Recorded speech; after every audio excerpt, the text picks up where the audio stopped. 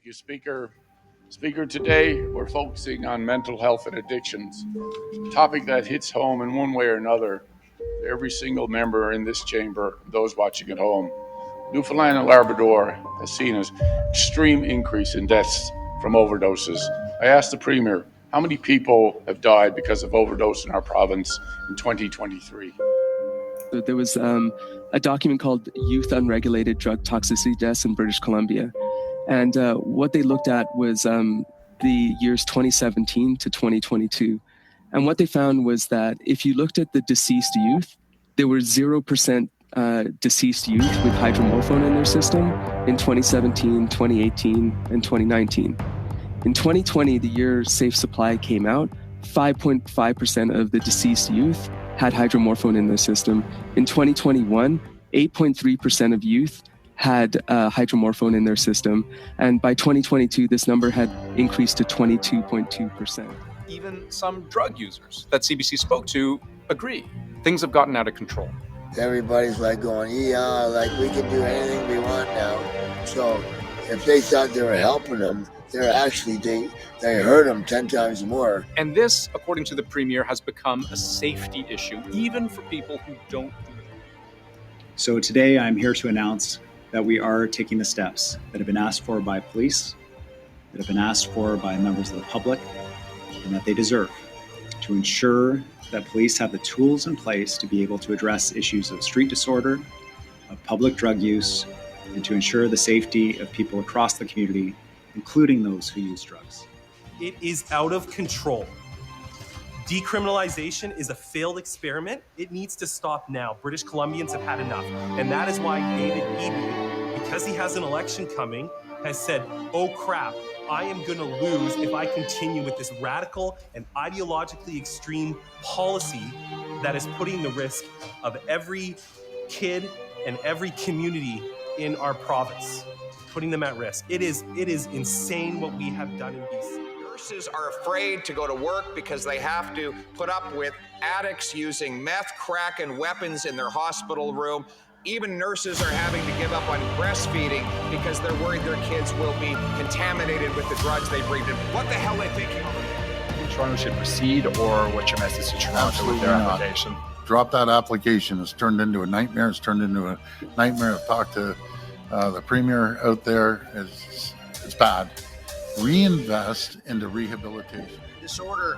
After 9 years, this Prime Minister's extremist policy allowing for deadly hard drugs to be used in public spaces such as parks, coffee shops, beaches, and hospitals. A leaked memo in BC is now instructing nurses to teach patients how to inject illegal drugs into their intravenous. Jeez. Will the Prime Minister end his deadly drug decriminalization experiment today?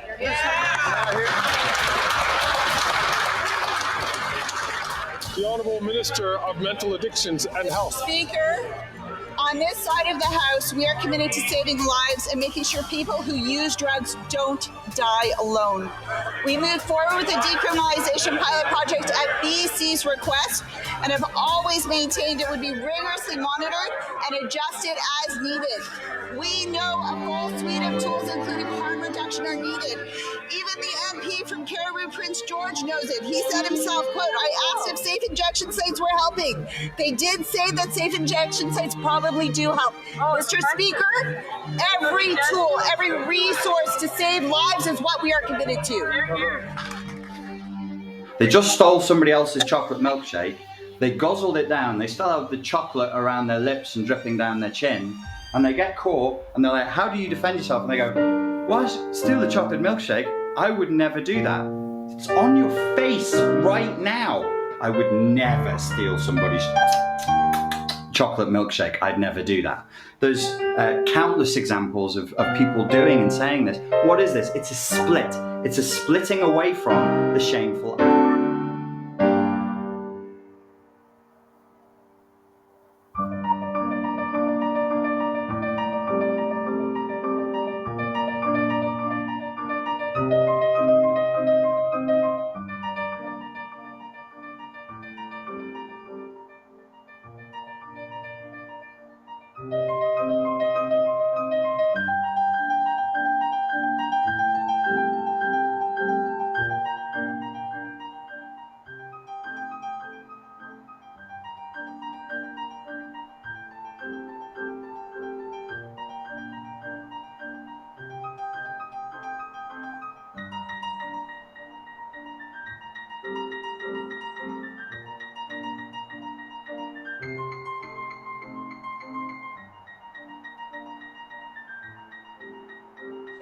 Speaker.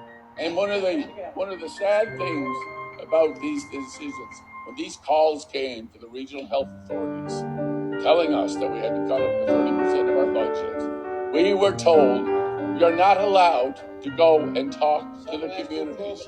You are not allowed to go and talk to the communities. That was what we were told. You're not allowed to tell people what you're planning on making changes to. We weren't allowed to do that. And the honorable member opposite is so upset because she was an MHA at the time in the district and she was not allowed to be told by her own government. Her own minister didn't tell her. We were told not to tell the MHAs that were in our own regions, not to tell them. Go ask them. That's how this all is.